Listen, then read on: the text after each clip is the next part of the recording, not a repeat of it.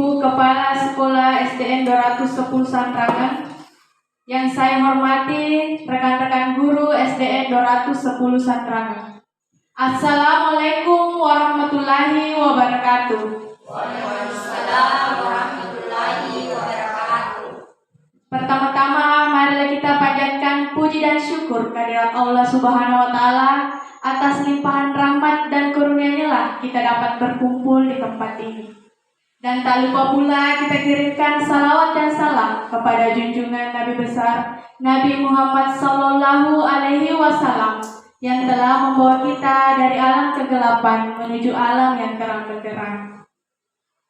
Baiklah, hadirin yang berbahagia, adapun susunan acara pada hari ini yaitu yang pertama pembukaan oleh protokol. Marilah kita bersama-sama mengucapkan basmalah untuk membuka acara sosialisasi budaya positif di sekolah yang dibawakan oleh Ibu Sri Wahyuni SPD dan Ibu Kisnawati SPD sebagai calon guru penggerak Angkatan 9 Kabupaten Sopeng. Bismillahirrahmanirrahim.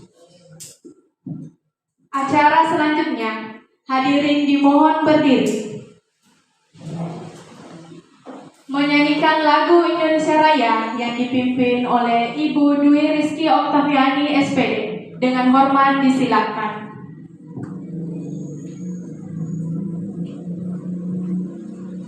Hiduplah Indonesia Raya, Indonesia tanah airku, tanah tumpah darahku.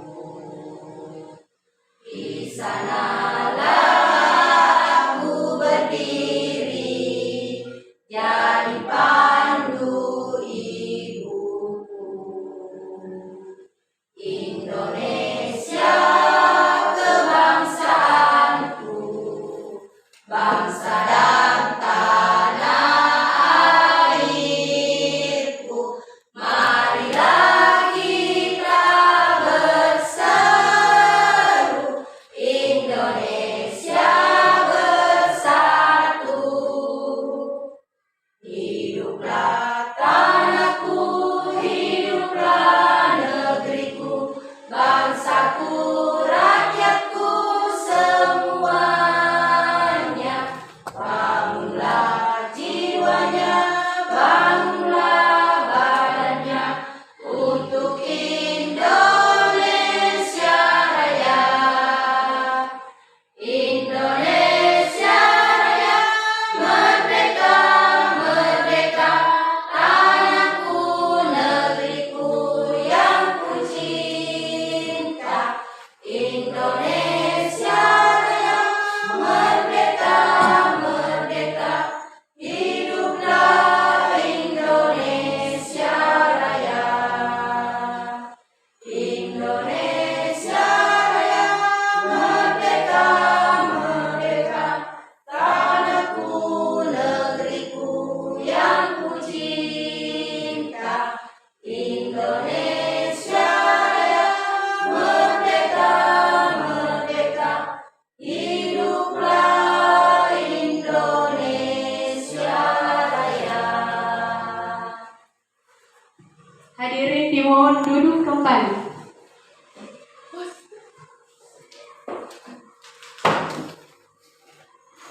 Acara selanjutnya yaitu sambutan oleh Kepala SDN 210 Santrangan. Hadirin yang berbahagia, sesaat lagi kita akan mendengarkan kata sambutan dari Ibu Haja Mulyati SPD MSI selaku Kepala SDN 210 Santrangan. Dengan hormat disilakan.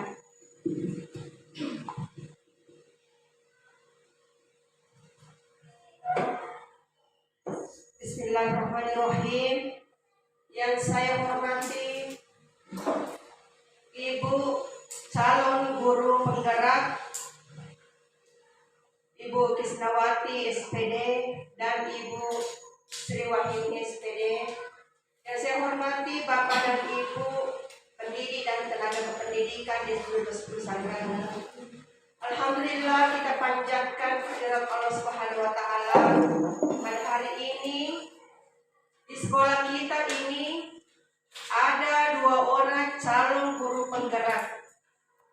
akan mengadakan sosialisasi budaya positif di sekolah kita ini.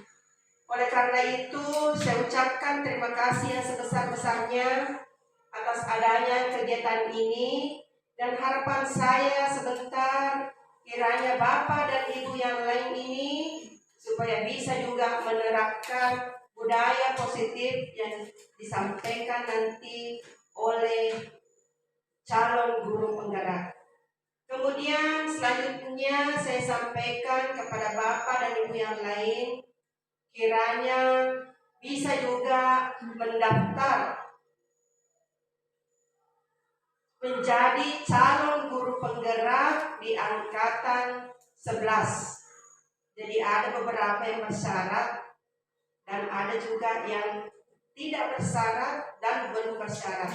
Oleh karena itu harapan saya besar sekali pada Bapak dan Ibu yang bersyarat untuk mengikuti seleksinya. Demikian yang sempat saya sampaikan. Terima kasih. Wabillahi taufiq wal hidayah. Wassalamualaikum warahmatullahi wabarakatuh. Waalaikumsalam warahmatullahi wabarakatuh.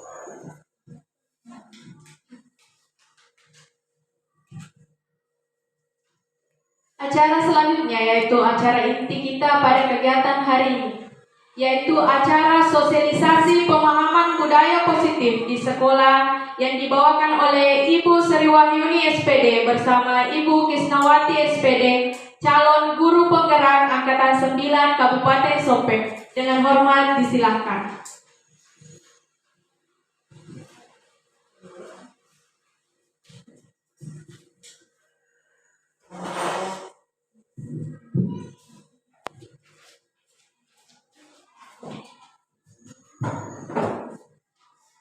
Terima kasih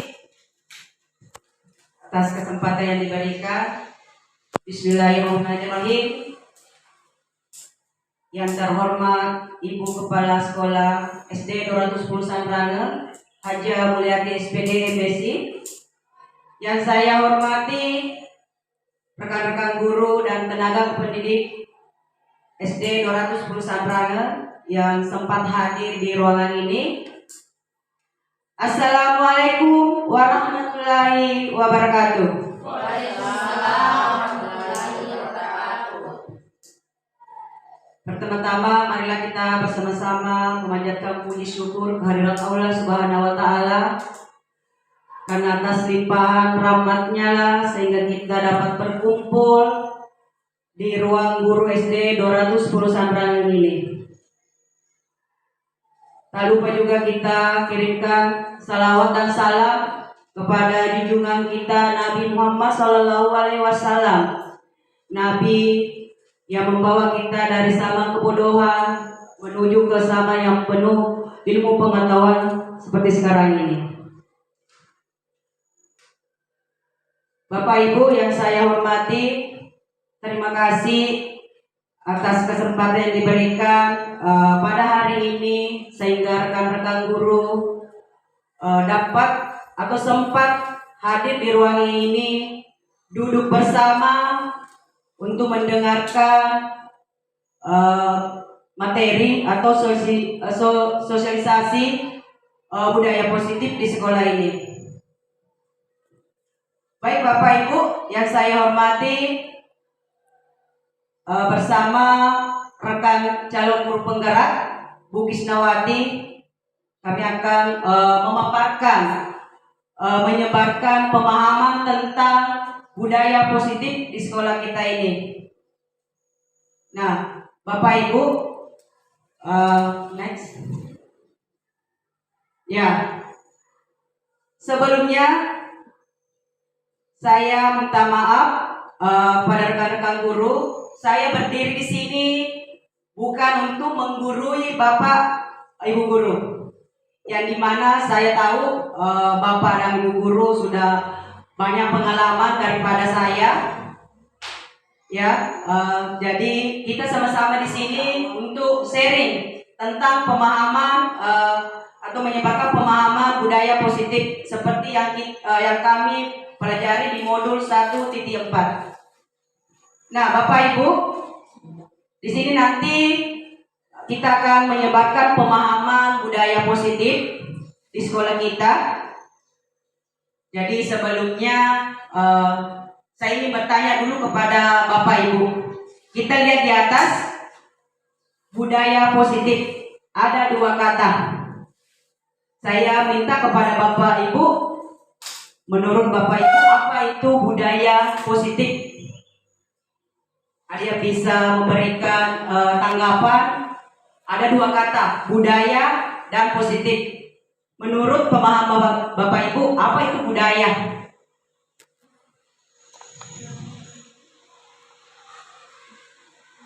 Budaya itu sering kita lakukan di sekolah.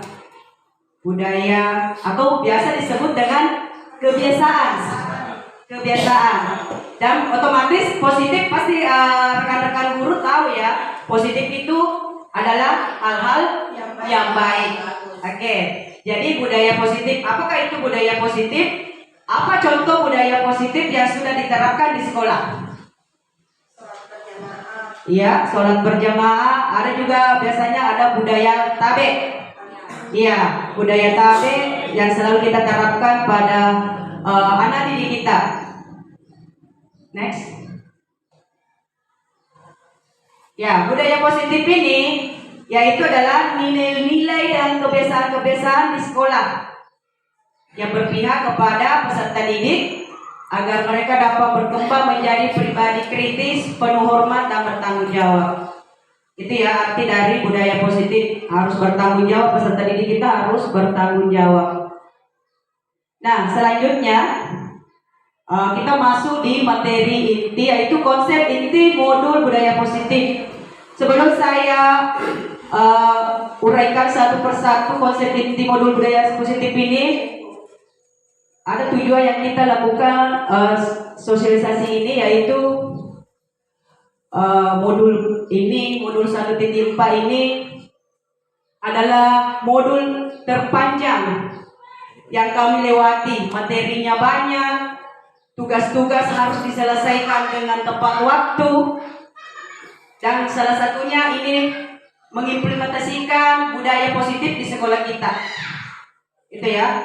Dan konsep inti di modul 1.4 budaya positif ada 8. Yang pertama, perubahan paradigma belajar. Ya, perubahan paradigma belajar. Yang kedua, disiplin positif. Yang ketiga, nilai-nilai kebajikan. Yang keempat, kebutuhan dasar manusia. Yang kelima, motivasi perilaku manusia. Yang keenam, posisi kontrol guru. Yang ketujuh, keyakinan kelas. Yang terakhir adalah segitiga restitusi. Nah, rekan-rekan guru yang saya hormati, sebelum kita masuk di materi pertama yang kita pelajari di modul 1.4 ini di calon guru penggerak, sebelum kita masuk di perubahan paradigma belajar, saya ingin bertanya kepada rekan-rekan guru semua. Mungkin rekan-rekan guru atau bapak ibu guru pernah mendengar istilah metode pembelajaran berpusat kepada guru, dan ada metode pembelajaran yang berpusat pada siswa atau murid. Nah, kira-kira bapak ibu saat ini metode pembelajaran apa yang kita lakukan di kelas kita masing-masing atau di luar kelas? Apakah metode pembelajaran berpusat kepada guru atau metode pembelajaran yang berpusat kepada murid? Berpusat pada murid. Oke. Ya, rata-rata kita akan melakukan metode pembelajaran yang berpusat kepada siswa atau murid. Nah, next.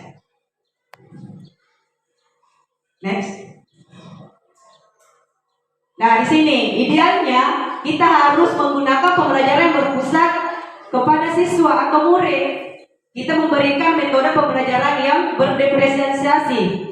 Sama tadi yang kita sudah ditanyakan, pasti Bapak Ibu sudah tahu apa itu metode pembelajaran berdiferensiasi. Ya, pembelajaran berdiferensiasi ini adalah pembelajaran yang memberi keleluasan pada siswa untuk meningkatkan potensi dirinya atau sesuai dengan kebutuhan peserta didik. Ya, yang artinya kita sebagai guru harus mengetahui kebutuhan peserta didik kita. Kalau kita memberikan metode belajar seperti ceramah, otomatis kita tidak tahu kebutuhan murid kita bagaimana, potensi murid kita bagaimana. Jadi di sini pembelajaran yang berpusat kepada murid atau siswa itu bertujuan untuk membentuk atau mewujudkan profil pelajar Pancasila. Nah, Bapak Ibu guru, sebelum perubahan paradigma belajar ke sini, pembelajaran dengan paradigma baru, yaitu pembelajaran dengan paradigma baru ini dirancang berdasar prinsip dengan pembelajaran berdiferensiasi, sehingga setiap siswa belajar sesuai dengan kebutuhan tahap perkembangannya untuk mewujudkan profil pelajar Pancasila. Itu yang kita harapkan kepada anak-anak kita, yaitu memberikan pembelajaran yang berpusat kepada siswa. Nah, selanjutnya kita masuk di perubahan paradigma yang sesuai dengan filosofi pendidikan Ki Hajar Dewantara, diantaranya yaitu ya, 1, bukan tabula rasa. Di sini maksudnya kita mengatakan peserta didik kita itu dulu peserta didik itu lahir seperti kertas putih, kertas kosong, ya, tidak ada coretan apapun.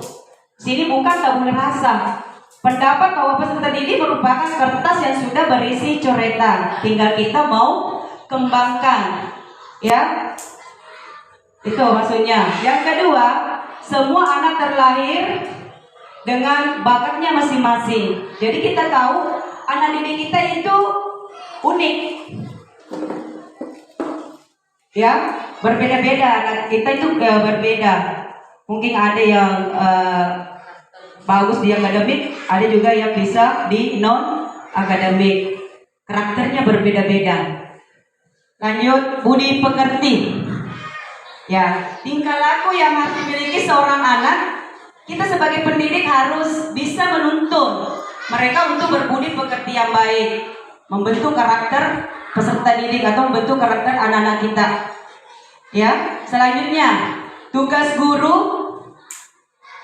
menuntun bakat anak agar mereka dapat tumbuh dengan selamat dan bahagia. Kita harus menuntunnya. Ya, kita harus menuntun anak, tidak menuntut. Ya, untuk menjadi A atau B, kita harus menuntunnya. Yang kelima, guru ibarat petani. Pasti Bapak Ibu sudah tahu maksud dari guru ibarat petani, menuntun murid sesuai dengan kodratnya. Maksudnya di sini kita seorang guru atau seorang petani, kita menanam jagung dan hasil yang kita inginkan padi. Itu tidak menuntut.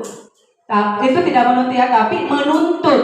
Tapi kalau kita seorang petani padi, menanam padi dan hasil yang kita akan dapat di padi, berarti itu adalah pembelajaran menuntun murid sesuai dengan kodrat alam dan kodrat zamannya.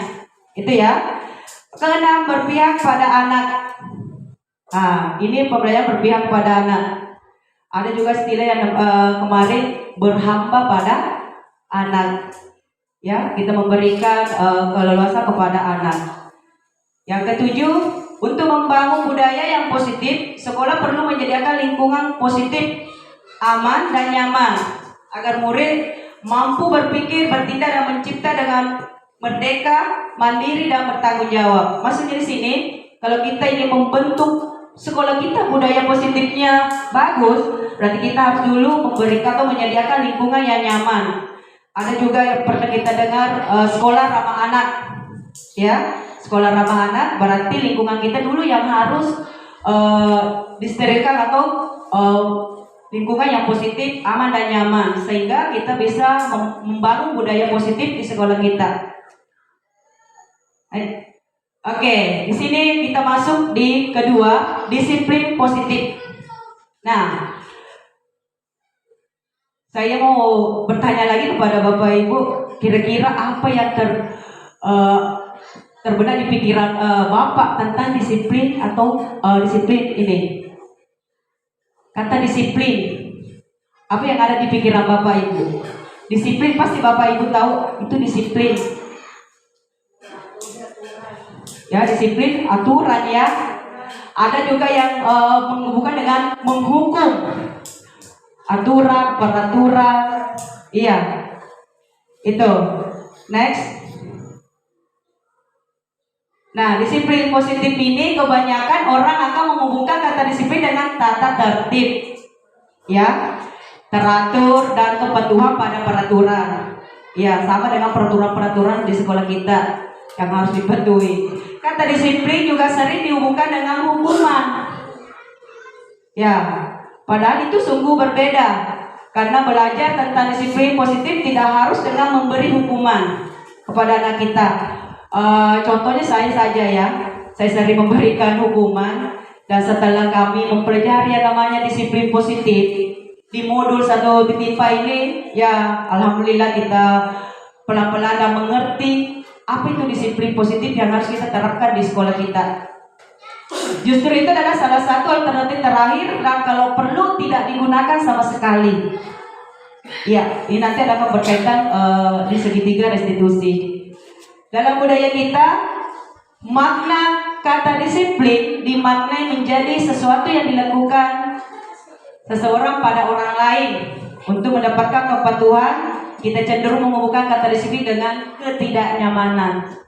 Itu ya, jadi disiplin positif inilah bukan dengan salah satu cara untuk menghukum anak-anak kita. Ya, mudah-mudahan kita di sekolah kita ini sudah tidak melakukan namanya penghukum. Nah, disiplin positif ini adalah disiplin dapat juga dikatakan sebagai bentuk kontrol diri, yaitu belajar untuk kontrol diri agar dapat mencapai suatu tujuan mulia. Tujuan mulia ini mengacu pada nilai-nilai kebajikan atau prinsip-prinsip mulia yang dianut seseorang. Nilai-nilai tersebut sebagai nilai kebajikan. Ya, itu nilai-nilai kebajikan ini juga kita akan dipelajari tadi di modul 1 ketimpa. Nah, ya. Nah, ini nilai-nilai kebajikan. Ya. Nilai-nilai kebajikan ini universal, ya. Bapak Ibu, yang berarti nilai-nilai kebajikan yang disepakati bersama, lepas dari suku, bangsa, agama, bahasa maupun latar belakangnya. Nah, kita seorang pendidik itu nilai-nilai ini merupakan payung besar, ya, payung besar dari sikap dan perilaku kita. Atau nilai-nilai ini merupakan fondasi kita berperilaku. Jadi ini adalah sebagai payung besar kita bersikap terhadap peserta didik. Dan salah satunya adalah nilai-nilai kebajikan yang ingin dicapai oleh setiap anak Indonesia yang kita kenal profil pelajar Pancasila. Tadi ada juga kita sudah sampaikan, dan di profil pelajar Pancasila ada 6 dimensi profil pelajar Pancasila. Bapak Ibu pasti yang tahu ya, sudah tahu juga. Yang pertama yaitu beriman dan bertakwa kepada Tuhan Yang Maha Esa. Ya, seorang guru menginginkan peserta didiknya memiliki iman berakhlak mulia. Yang kedua mandiri. Peserta didik ya menginginkan anak-anak kita mandiri dalam menyelesaikan suatu masalah, memecahkan suatu masalah. Yang ketiga bernalar kritis.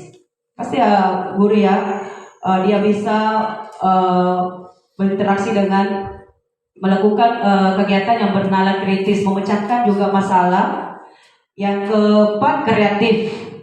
Ya, kreatif ini kadang kita melihat anak-anak yang tidak memiliki sekolah atau sekolahnya tidak sampai di sekolah yang perguruan tinggi, tapi karena kreatifnya dia bisa dipakai di perusahaan-perusahaan. Itu. Yang selanjutnya bergotong royong. Bergotong royong di sini bukan maksudnya kita bergotong royong membersihkan halaman sekolah kita. Bergotong royong membersihkan lingkungan sekolah kita. Bukan itu yang dimaksud saya ya. Yang di sini maksudnya bergotong royong kita menginginkan peserta didik kita itu bisa berkolaborasi atau bekerja sama dengan teman-temannya. Yang terakhir berkebinekaan global. Budaya kita ini sangat luas ya. Jadi kita mengingat peserta didik kita pada saat dia keluar, dia bisa mengenal budaya luar. Itu ada 6 dimensi profil pelajar Pancasila. Selanjutnya, kebutuhan dasar manusia. Kebutuhan dasar manusia ini ada 5. Seluruh tindakan manusia memiliki tujuan tertentu. Semua yang kita lakukan adalah usaha terbaik untuk mendapatkan apa yang kita inginkan. Ketika kita mendapatkan apa yang diinginkan, sebetulnya saat itu kita sedang memenuhi satu atau lebih dari satu kebutuhan dasar. Kebutuhan dasar yang pertama yaitu kebutuhan dasar untuk bertahan hidup atau yang disebut survival. Yang kedua, kasih sayang, kebutuhan untuk diterima. Yang ketiga, kebebasan, kebutuhan akan pilihan. Yang keempat, kesenangan, kebutuhan untuk merasa senang. Yang terakhir, penguasaan, kebutuhan atas pengakuan dan kemampuan atau biasa disebut penghargaan. Next. Ya, selanjutnya kita masuk di kebutuhan untuk bertahan hidup. Ini kebutuhan bersifat fisiologi. Untuk bertahan hidup misalnya kesehatan, rumah atau makanan. Contohnya kita sering mendapatkan murid-murid kita tidur-tiduran atau bermalas-malasan pada saat belajar di kelas. Sini kita sebagai tenaga pendidik harus mencari tahu dulu kenapa anak tersebut berbuat demikian. Jangan langsung memberikan hukuman berdiri depan kelas atau berlari di lapangan. Tapi kita harus tanya dulu, jangan sampai ada kebutuhan dasar yang belum terpenuhi. Apakah anak tersebut tidak sarapan? Apakah anak tersebut tidak diberi uang jajan? Atau mungkin kesehatannya terganggu? Jadi itu dulu yang kita harus seperti kebutuhan apa yang dibutuhkan anak-anak peserta didik kita. Ya, sehingga Oke, next. Kasih sayang, kebutuhan akan diterima. Ini sangat penting juga untuk seorang peserta didik, untuk anak didik kita. Kebutuhan ini ada 3 kebutuhan. Berikutnya adalah kebutuhan psikologi, kebutuhan untuk disayangi, diterima. Kadang anak-anak kita itu ada yang nggak selalu bermanja-manja. Mungkin karena dimanja dari orang tuanya, dia juga butuh kasih sayang sama gurunya. Kadang juga anak-anak baru mau melakukan pada saat guru yang dia senangi memberikan perintah. Ya, itu ya, biasanya itu tadi mereka belajar karena dia suka gurunya.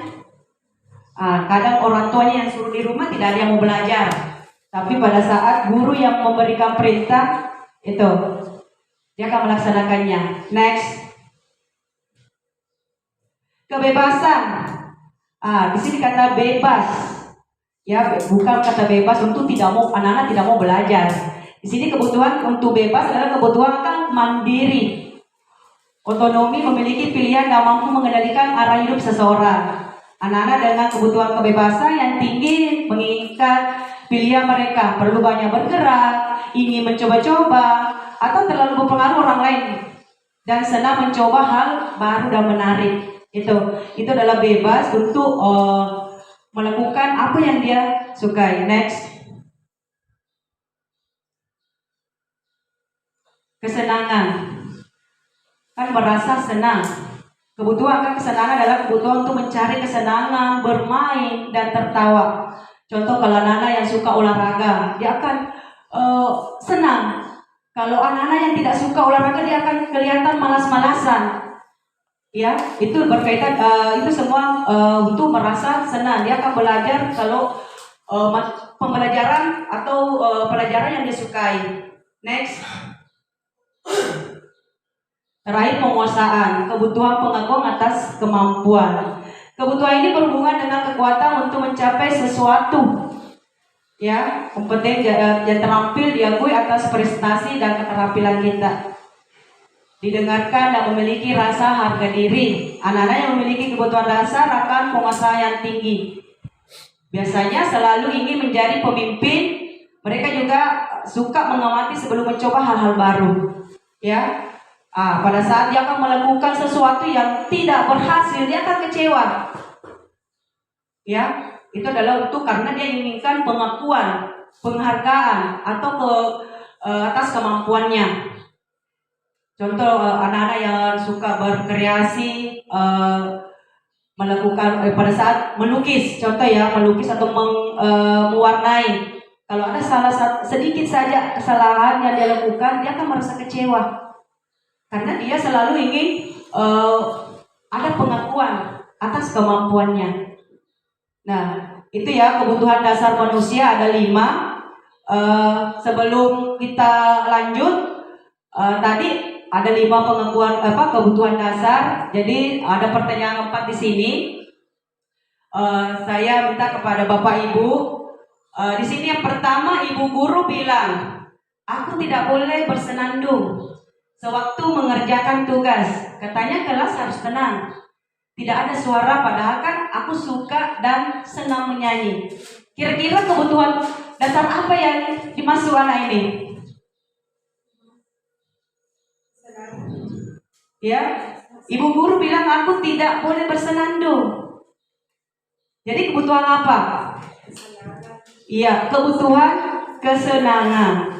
Dia senang, dia bisa fokus belajar, tapi dia juga ingin bersenandung, tapi itu bisa mengganggu teman-temannya. Yang kedua, Ibu guru tidak menyapaku hari ini, padahal aku pakai jepit rambut yang baru. Kira-kira kebutuhan apa yang dimaksud di sini? Apa? Penghargaan. Iya, betul sekali. Karena di sini dia membutuh pengakuan, dia butuh penghargaan. Yang ketiga, aku bosan. Masa belajarnya cuma gitu-gitu aja. Dengerin ibu guru aja. Itu adalah kebutuhan apa Bapak Ibu? Aku bosan. Dia ingin bebas. Dia bosan dengan materi itu aja. Kadang anak-anak kita masuk lagi berhitung lagi, kita masuk berhitung. Dia bosan. Jadi dia butuh kebebasan. Nah, selanjutnya yang terakhir, aku sebel. Gambarku tidak rapi. Malah Ibu guru nunjukin ke teman-temanku di depan kelas. Kebutuhan apa kira-kira Ibu? Iya, dia disayang sama gurunya, walaupun gambarnya tidak rapi, tapi tetap diperlihatkan kepada teman-temannya. Itu adalah kasih sayang. Nah, Bapak Ibu, itu yang saya sampaikan, dan saya akan berikan kepada partner saya, Ibu Krisnawati, calon guru SPD. Krisnawati, SPD calon guru penggerak angkatan 9 Kabupaten Sopeng. Dengan ini disilakan.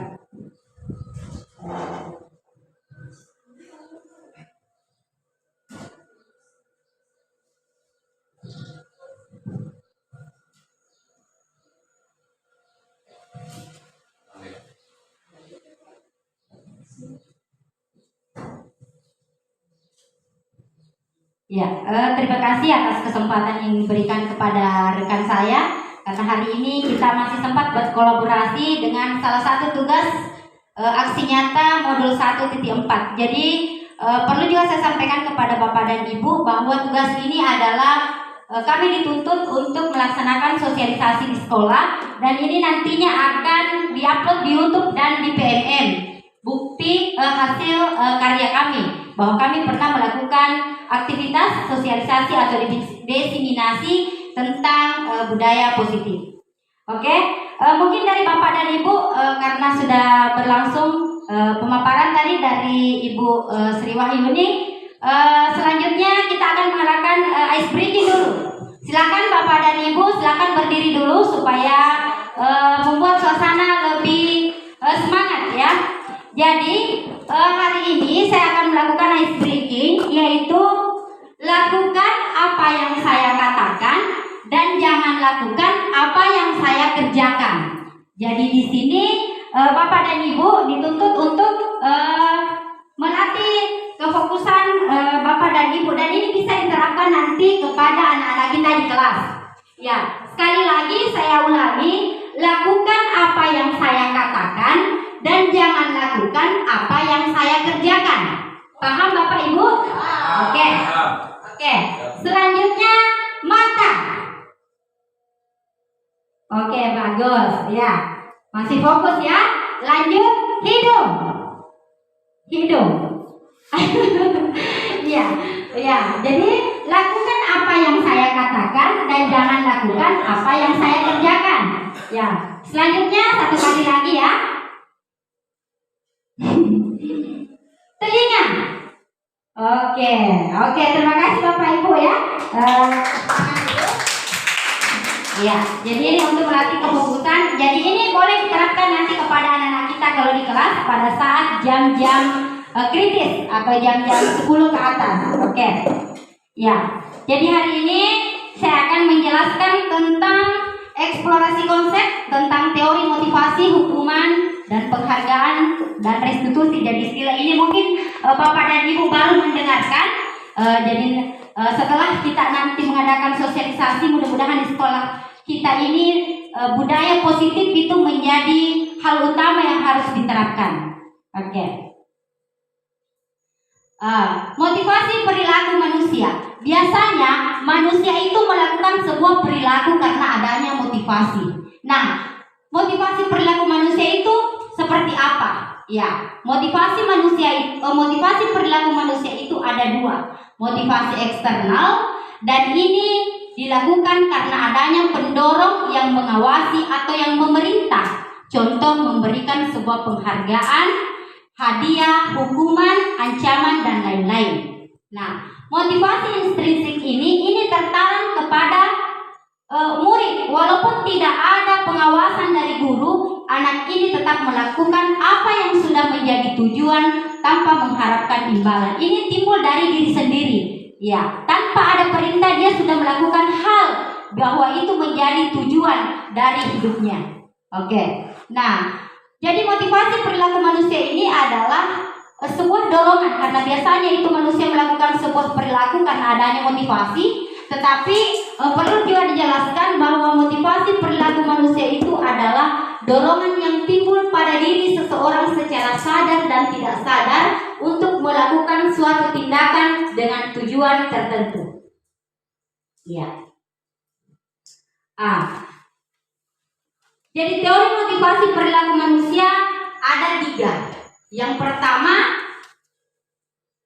motivasi eksternal. Motivasi eksternal yang kedua adalah apa yang saya dapatkan apabila saya melakukan. Dia berpikir ya. Yang pertama juga itu apa yang akan terjadi apabila saya tidak melakukannya. Nah, ini adalah untuk menghindari ketidaknyamanan atau hukuman. Dia berpikir apa yang terjadi apabila saya tidak melakukannya. Kemudian yang kedua, apa yang saya dapatkan apabila saya melakukannya. Ini tentu mendapatkan imbalan. Kemudian yang ketiga adalah untuk menghargai diri sendiri. Saya akan menjadi orang yang seperti apa bila saya melakukannya. Dari ketiga teori ini, kira-kira Bapak Ibu biasanya berada di teori yang keberapa? Biasanya, ya, mudah-mudahan semuanya berada di teori ketiga, yaitu untuk menghargai diri sendiri. Saya akan menjadi orang yang seperti apa bila saya melakukannya. Itulah tujuan disiplin positif. Oke. Sedangkan menurut Ki Hajar Dewantara bahwa merdeka itu tidak hanya terlepas dari perintah, akan tetapi juga cakap buat memerintah diri sendiri. Ya, jadi merdeka itu ketika kita memerintahkan diri sendiri ini sudah dikatakan merdeka tanpa mengharapkan imbalan, tanpa mengharapkan harapan dari orang lain. Memerintahkan diri sendiri menurut Ki Hajar Dewantara itu ini merdeka. Tidak hanya terlepas dari perintah, tetapi cakap buat memerintah diri sendiri. Selanjutnya, restitusi. Restitusi mungkin dari kata restitusi, Bapak dan Ibu baru mendengarkan kata ini. Restitusi itu adalah proses menciptakan kondisi bagi murid untuk memperbaiki kesalahan mereka. Seperti tadi Ibu Sri Wahyuni sudah menjelaskan bahwa semoga dari apa yang telah Bapak dapatkan ini tidak ada lagi nanti istilahnya hukuman. Kita kembali melakukan yaitu restitusi. restitusi. Artinya menciptakan kondisi bagi murid untuk memperbaiki kesalahannya sehingga mereka itu bisa kembali pada kelompok mereka dengan karakter yang lebih kuat. Restitusi ini merupakan proses kolaboratif yang mengajarkan murid untuk mencari solusi untuk masalah mereka dan membantu murid berpikir tentang orang yang seperti apa yang mereka ingin atau menjadi tujuan utama dan bagaimana mereka harus memperlakukan orang lain. Ini ciri-ciri restitusi ada 9. Yang pertama, bukan untuk menebus kesalahan.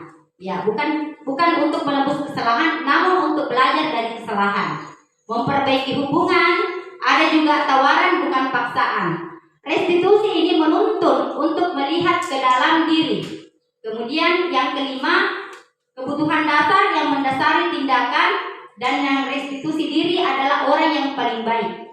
Begitu pula sampai di nomor 9, mengembalikan murid yang berbuat salah pada kelompoknya. Jadi bagaimana caranya ini? Kita dituntut untuk menjadikan murid itu menjadi murid yang bisa kembali ke kelompoknya, menjadi pribadi yang lebih kuat dengan karakternya masing-masing. Selanjutnya keyakinan kelas. Jadi keyakinan kelas ini sudah diterapkan di kelas 6. Anak-anak itu membuat sebuah keyakinan kelas.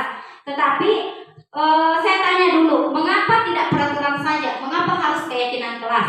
Apakah ada perbedaan antara keyakinan dengan peraturan? Mengapa tidak peraturan saja? Mengapa harus keyakinan kelas? Mungkin dari Bapak dan Ibu ada yang bisa menjelaskan? Mungkin salah satu dari Bapak dan Ibu ada yang bisa menjelaskan mengapa tidak peraturan saja? Mengapa harus keyakinan kelas? Ya, silakan Pak. Ya, terima kasih atas kesempatannya. Jadi, mengapa tidak peraturan saja? Mengapa harus keyakinan kelas? Karena menurut saya, kalau peraturan saja itu tidak mengandung nilai kebajikan yang universal. Nilai kebajikan yang universal. Akan tetapi, ketika dia menjadi keyakinan, dia akan mengandung nilai kebajikan. Contoh, kalau keyakinan kelas dia itu mengandung sikap saling menghargai, menghormati, menilai kejahatan, keselamatan. Seperti itu, Bu. Ya, terima kasih jawabannya cukup bagus ya, luar biasa. Silakan tepuk tangan dulu kepada Bapak atas jawaban yang telah diberikan. Kalau keyakinan itu dia bersifat nilai-nilai kebajikannya seperti disiplin, bertanggung jawab, dan ini biasanya keyakinan kelas disepakati antara murid dengan guru pada proses sebelum proses pembelajaran di kelas. Ya, sedangkan kalau peraturan itu biasanya tertib tanpa persetujuan pihak atau murid yang melaksanakan. Kalau keyakinan itu sudah ada kesepakatan bersama sebelum pelajaran dimulai. Ya. Seperti mengapa kita memiliki peraturan harus menggunakan helm bila mengendarai kendaraan roda 2. Ini adalah peraturan harus menggunakan helm. Keyakinannya itu tentu meminimalkan terjadinya kecelakaan. Nah, ini sudah disepakati semua menjadi nilai yang mendukung motivasi intrinsik yang kembali ke nilai-nilai atau keyakinan kita yang lebih menggerakkan seseorang dibandingkan mengikuti serangkaian peraturan. Nah, seperti ini, mengapa kita harus memiliki peraturan 3M? Untuk menghindari kenapa. Kemudian mengapa kita memiliki peraturan harus datang tepat waktu pada saat mengikuti pelatihan. Nah, ini tentu kembali ke motivasi intrinsik, kembali kesadaran pribadi. Ya.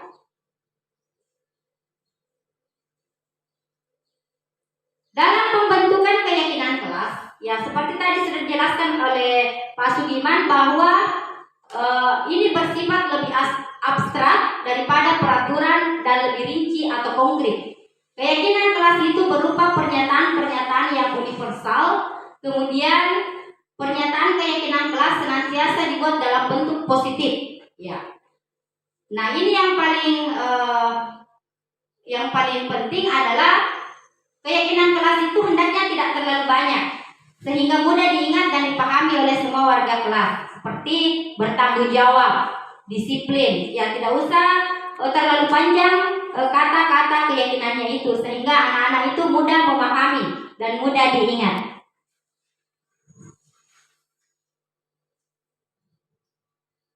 Ya. Mungkin dari Bapak dan Ibu ada dua pernyataan di atas. Yang mana kira-kira yang termasuk keyakinan di sini?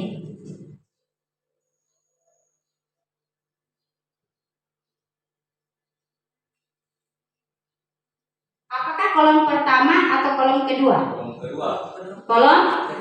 Kolom kedua. Boleh Bapak atau Ibu memberikan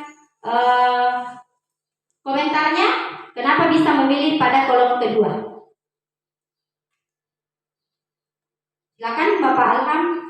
Terima kasih atas kesempatan yang diberikan.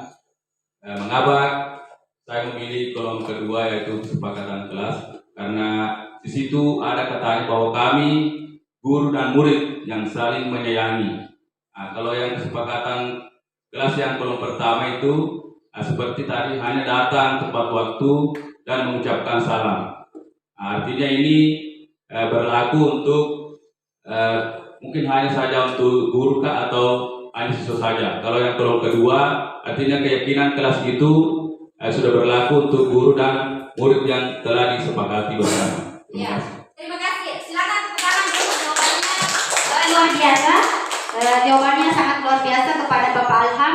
Ya, dia memilih kolom kedua karena ini sudah banyak mengandung nilai-nilai kebajikan seperti saling menghormati, semangat, dan kolom pertama itu lebih mengarah kepada tata tertib. Iya, terima kasih kepada Bapak Alham. Jadi saya harapkan kepada Bapak dan Ibu sebelum nanti memasuki pelajarannya, boleh Bapak Ibu menyusun keyakinan kelas di kelasnya masing-masing. Ini keyakinan kelasnya nanti Bapak Ibu boleh dibuat dalam bentuk kanva, kemudian di print out, ditempel di kelas sebagai pajangan. Ya. Nah, inilah perbedaan antara peraturan dengan keyakinan. Kalau peraturan itu selalu kembali contoh peraturan ya selalu kembalikan buku ke tempatnya, sedangkan keyakinan kelasnya hanya bertanggung jawab. Jadi, kemudian yang kedua, dilarang mengganggu orang lain. Untuk keyakinan kelasnya menghormati orang lain. Ini nilai-nilai kebajikannya. Hadir di sekolah 15 menit sebelum pelajaran dimulai. Kalau keyakinan kelas menghormati orang lain dan berkomitmen. Nah, kemudian dilarang melakukan kekerasan. Untuk keyakinan kelasnya keselamatan, menghormati orang lain. Kemudian dilarang menggunakan narkoba. Kalau keyakinan kelasnya adalah kesehatan. Yang berikutnya bergantian atau menunggu giliran. Keyakinan kelasnya adalah menghormati orang lain, bersabar. Gunakan masker. Keyakinan kelasnya adalah kesehatan atau keselamatan. Kemudian jangan berlari di kelas atau koridor. Untuk keyakinan kelasnya adalah keselamatan atau keamanan. Jadi mungkin Bapak dan Ibu sudah bisa membedakan perbedaan antara peraturan dengan keyakinan kelas. Ya. Selanjutnya 5 posisi kontrol terhadap murid. Ya. Ada 5 posisi kontrol terhadap murid. Mungkin dari Bapak dan Ibu 1 sampai 5 ini kira-kira Bapak dan Ibu biasanya berada di posisi keberapa? Posisi 1. Ya. Kebanyakan berada di posisi pertama. Setelah nanti kita mendengarkan atau melihat slide yang ada tentang sosialisasi budaya positif, saya harapkan tidak ada yang berada lagi di posisi pertama. Semoga nanti kita berada di posisi kelima, yaitu sebagai manajer. Ya. Mungkin kenapa bisa dan kenapa kita bisa harus berada di posisi itu? Coba perhatikan. Ya. Ini hukuman, ini pertanyaan pemantik. Apakah hukuman dapat mendisiplinkan anak? Bapak Ibu setuju atau tidak ini? Tidak. Ya, tidak. Ada yang setuju? Ya, tidak ada. Ya. Berlaku dulu. Kurikulum 75 berlaku. Ya, berlaku. Dulu ini berlaku hukuman dapat mendisiplinkan anak. Sekarang tidak lagi. Ya. Kemudian yang kedua, pemberian hukuman dengan hal positif seperti membaca atau membersihkan halaman sekolah dapat meningkatkan disiplin anak. Setuju atau tidak? Tidak setuju. Ya, Tidak setuju ya, karena ini tetap memberikan hukuman. Apapun itu yang berjenis hukuman itu tidak dibolehkan. Ya, kemudian yang ketiga, memberi penghargaan ini dapat meningkatkan motivasi belajar anak. Benar atau tidak? Setuju? Tidak. Setuju? Nah, sebenarnya ini memberikan penghargaan dapat meningkatkan motivasi belajar anak. Ketika anak yang diberikan itu sebuah penghargaan, anak yang lain tidak diberikan, anak yang lain itu merasa dia tidak dihargai. Dia merasa tidak dihargai, apalagi kalau misalnya diberikan juara 1 saja, juara 2 dan 3 tidak. Anak yang juara 2 dan 3 itu dia merasa saya tidak dihargai. Ya, seperti itu redaksinya Bapak Ibu. Dihukum oleh penghargaan ini yang semulanya ada 5 unsur, ini sudah menjadi 8 riset. Pengaruhnya jangka panjang dan jangka pendek. Ada pengaruhnya. Penghargaan menghukum, penghargaan itu mengurangi ketepatan, penghargaan tidak efektif, penghargaan menurunkan kualitas, penghargaan mematikan kreativitas, penghargaan mengurangi motivasi intrinsik. Ya.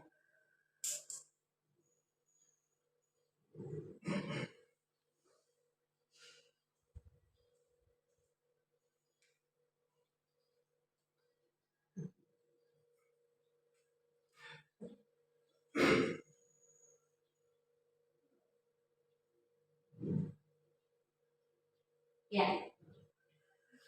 Mencatat 100 kali di dalam buku kalimat, saya tidak akan terlambat lagi karena terlambat ke sekolah. Ini hukuman atau konsekuensi? Siapa yang mengatakan hukuman? Angkat tangan. Konsekuensi. Hukuman. Konsekuensi. Ya. Jadi ini adalah hukuman. Ya. Lari mengelilingi lapangan basket 2 kali karena terlambat hadir di sekolah. Ya, tentu ini adalah hukuman. Ya. Kemudian yang ketiga, murid diminta untuk push up 15 kali karena tidak menggunakan masker ke sekolah. Ya, ini adalah hukuman. Menggantikan kertas tugas teman yang telah dicoret-coret. Ya, bagus. Konsekuensi. Selanjutnya, membersihkan tumpahan air di meja tulis karena tersenggol pada saat belajar. Iya. Lanjut, murid tidak disuruh untuk mengenakan sepatu seharian di sekolah karena tidak mengenakan sepatu hitam. Iya, ini adalah hukuman. Lari mengelilingi lapangan basket 2 kali karena terlambat 10 menit untuk pelajaran PJOK. Apa? Hukuman atau konsekuensi? Hukuman. Iya, bagus ya.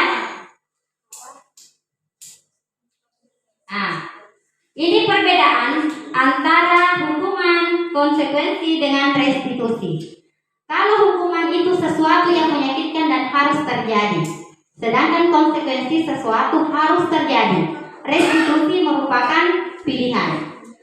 Kemudian hukuman tidak nyaman untuk murid atau anak untuk jangka yang waktu panjang. Sedangkan konsekuensi tidak nyaman untuk murid atau anak untuk jangka waktu pendek. Konsekuensi menguatkan untuk murid anak dalam jangka waktu panjang. Tentu kita memiliki restitusi, ya, itu. Korban mendapatkan keadilan, sedangkan konsekuensinya korban bisa diabaikan. Restitusi korban mendapatkan ganti. Ya. Jadi untuk kolom dari atas sampai bawah, mungkin dari Bapak dan Ibu nanti dibagikan saja slide-nya ya, karena mengingat waktu. Selanjutnya 5 posisi kontrol.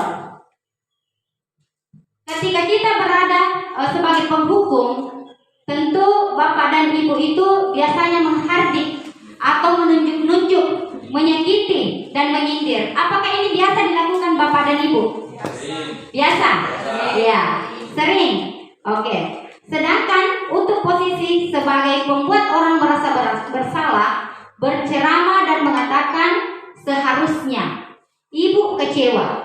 Nah, kalau kita berada di posisi sebagai teman, membuatkan alasan-alasan untuk muridnya. Ayolah, lakukan demi ibu. Ya, seperti itu. Kemudian, masa kamu tidak mau? Ingat tidak ibu pernah bantu. Kemudian berikutnya adalah ketergantungan. Nah, sedangkan kita sebagai pemantau, apa peraturannya menyelesaikan diri bila diawasi, murid meletakkan guru, peraturan dan hukum di dunia berkualitas. Sedangkan sebagai manajer, apa yang kita yakini, apa yang bisa kau kerjakan untuk memperbaiki masalah ini. Ya, ini mengembalikan apa yang kita yakini, mengembalikan kepada keyakinan-keyakinan kelas yang pernah disepakati bersama. Kemudian bagaimana caranya untuk memperbaiki masalah ini. Tentu ketika kita sebagai posisi manajer menyampaikan kepada anak-anak kita atau murid kita, dia akan lebih sadar kembali kepada keyakinan-keyakinan yang pernah kita lakukan bersama. Ya. Nah, ini ada dampaknya juga. Misalnya murid berkata, biarkan saja, nanti juga marah-marah lagi. Dampak pada murid itu tentu dia mengulangi kesalahan. Kalau sebagai penghukum, sedangkan pembuat orang merasa bersalah, dia merasa rendah diri. Kalau sebagai teman, dampaknya itu lemah, tidak mandiri, dan tergantung. Sedangkan sebagai pemantau, menitik beratkan pada sanksi atau hadiah. Nah, sebagai manajer, mengevaluasi diri, bagaimana cara memperbaiki diri. Tentu, Bapak dan Ibu nantinya akan memilih sebagai posisi manajer. Ya.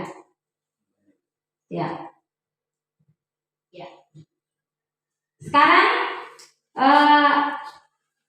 saya kecewa sekali dengan kamu. Siapa yang mengatakan ini?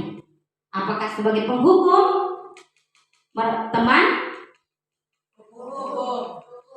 Siapa? Teman. Kecewa. Saya kecewa sekali dengan kamu. Teman. Sebagai pembuat orang merasa bersalah. Selanjutnya, kamu tidak pernah benar melakukannya. Bagus. Ini adalah penghukum. Ayolah lakukan demi ibu atau bapak. Bagus, teman, ya. Apakah kamu mau mendapatkan stiker bintang hari ini? Bagus, pemantau. Bagaimana kamu bisa menyelesaikan masalah ini? Manajer. Bagus, manajer. Kamu selalu yang paling terakhir. Penghukum. Ya, tepuk tangan dulu untuk Bapak dan Ibu. Aktivitasnya hari ini cukup semangat ya. Ya. Ini contohnya sebagai penghukum. Ketika anak-anak dipanggil, biasanya kita itu menunjuk-nunjuk ya, menghardik, nadanya suara tinggi, bahasa tubuh, mata melotot. Nah, ini ciri-ciri sebagai orang penghukum atau posisi kita sebagai penghukum. Ya. Sedangkan pembuat merasa bersalah, nadanya suaranya memelas, ya, bahasa tubuhnya merapat pada anak-anak, ya, seperti ini posisinya, merasa bersalah. Kalau sebagai teman, nada suara lemah, akrab dan bercanda, bahasa tubuh merapat pada murid dan mata dan senyum jenaka. Jadi ini adalah saya sengaja mengambil video foto dari guru kelas 1 atas nama Ibu Anissa, karena kedekatannya dengan anak-anak itu sangat dekat ya, sehingga dia biasa berada di posisi sebagai teman ya. Ini sebagai pemantau. Kalau sebagai pemantau, nada suara datar, bahasa tubuh yang formal. Ini sebagai manajer, nada suara tulus, bahasa tubuh tidak kaku, mendekat ke murid. Jadi mudah-mudahan Bapak dan Ibu nanti semuanya kita sudah berada pada posisi manajer. Ya.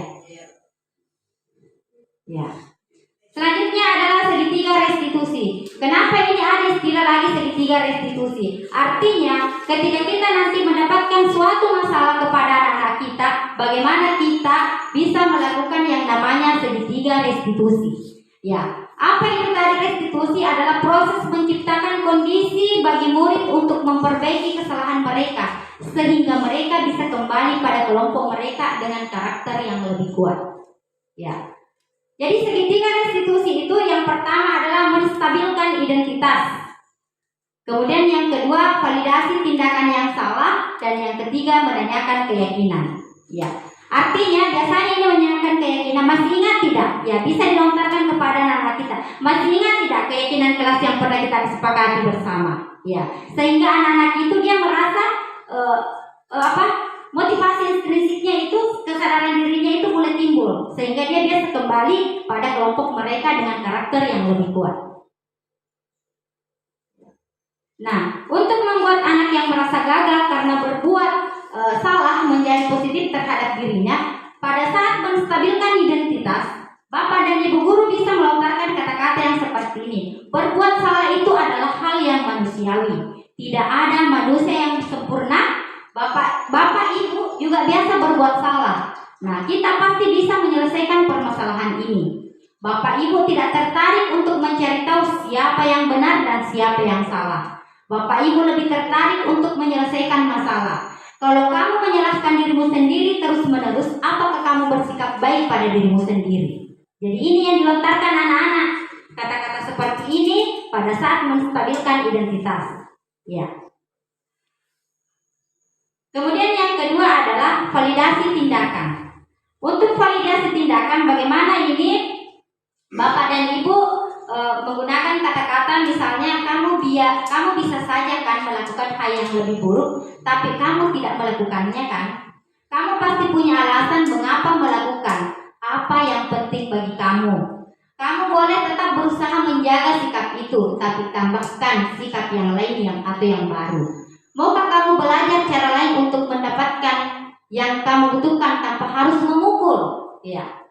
Apakah kamu bisa melakukan dengan lebih baik esok lagi? Ini bisa diberikan kepada anak-anak kata-kata yang seperti ini sehingga kita sudah berada pada validasi tindakan. Ya. Kemudian yang terakhir adalah menanyakan keyakinan. Kita kembali lagi, apa nilai kita percaya? Apa nilai yang kita percaya di kelas atau di sekolah kita? Nilai-nilai universal apa yang telah kita sepakati? Ini dikembalikan kepada anak-anak. Kan kita sebelumnya tadi sudah membuat keyakinan. Kelas yang ideal itu yang seperti apa sih? Kamu ingin jadi anak yang seperti apa? Apa yang kamu rasakan? Ketika kamu melakukan itu, kamu menjadi orang yang seperti apa? Ini kembali menanyakan keyakinan. Jadi setiap ada permasalahan yang kita dapatkan, kita melakukan yaitu kegiatan segitiga restitusi, ya, sehingga anak-anak itu bisa kembali kepada kelompoknya dengan karakternya yang lebih kuat, ya. Nah, setelah melakukan segitiga restitusi, yang terakhir adalah bisa membantu murid ini kembali tujuan semula dengan cukup singkat, dengan cara non konfrontatif seperti apakah kamu ingin berbuat lebih baik? Ya. Kemudian, apakah saat ini kamu sedang menjadi orang yang sedang kamu inginkan? Ini dikembalikan kepada anak-anak. Kemudian yang ketiga, apakah kamu bisa mengubah kegiatan atau perilaku kamu saat ini menjadi sikap yang lebih membantu? Kemudian yang keempat, apakah wajar membuat kesalahan? Bisakah kita memperbaikinya? Yang keempat adalah yang kelima, apa yang kamu lakukan saat ini sesuai atau tidak? Ya. Kemudian, apakah kamu siap untuk mulai? Kalau misalnya anak-anak mengatakan itu sudah sesuai Pak atau tidak sesuai. Nah, untuk menyelesaikan itu bagaimana caranya untuk memulainya? Peraturannya seperti apa? Kemudian sepertinya kamu punya masalah. Apakah saya bisa bantu? Ya. Kemudian saat ini kamu seharusnya berbuat apa? Apa yang bisa saya bantu agar kamu bisa melakukannya? Ya, sehingga ini anak-anak dilatih untuk terbuka kepada gurunya. Apa yang bisa bantu kamu agar dapat segera dimulai? Apakah tugas kamu saat ini? Mungkin ada bebannya atau ada tugas-tugasnya. Bagaimana kamu ingin diperlakukan pada kegiatan ini? Bisakah kamu melakukannya? Kemudian yang terakhir adalah apa yang kamu inginkan? Peraturannya seperti apa? Ya, jadi ini intervensi boleh dilakukan selama 30 detik. Ya. Jadi semoga dari apa yang disampaikan kepada saudari saya dengan saya tentang budaya positif itu, mudah-mudahan Bapak dan Ibu sudah bisa menerapkan tentang budaya-budaya positif di sekolah kita, utamanya tadi tentang 5 posisi kontrol. Bapak dan Ibu perlu juga disadari bahwa tidak menutup kemungkinan kita itu sebagian besar atau umumnya berada di posisi pertama, yaitu sebagai penghukum. Tetapi semoga dengan mengikuti sosialisasi budaya positif ini kita sudah bisa berada pada posisi manajer. Kemudian ketika ada masalah kita melakukan yaitu segitiga restitusi agar anak-anak itu bisa kembali ke kelompoknya dengan karakternya yang lebih kuat. Ya, jadi saya ucapkan terima kasih kepada Bapak dan Ibu. Mudah-mudahan kegiatan sosialisasi budaya positif pada siang hari ini sangat bermanfaat bagi saya pribadi, kemudian utamanya juga kepada Bapak dan Ibu untuk diterapkan kepada anak-anak kita. Lebih dan kurangnya mohon dimaafkan. Wabillahi taufiq wal hidayah. Assalamualaikum warahmatullahi wabarakatuh. Dua pemateri kita calon guru penggerak angkatan 9, dan mohon maaf kepada rekan-rekan semua bila ada kesalahan pada acara kita pada hari ini. Wabillahi taufiq wal hidayah. Wassalamualaikum warahmatullahi wabarakatuh.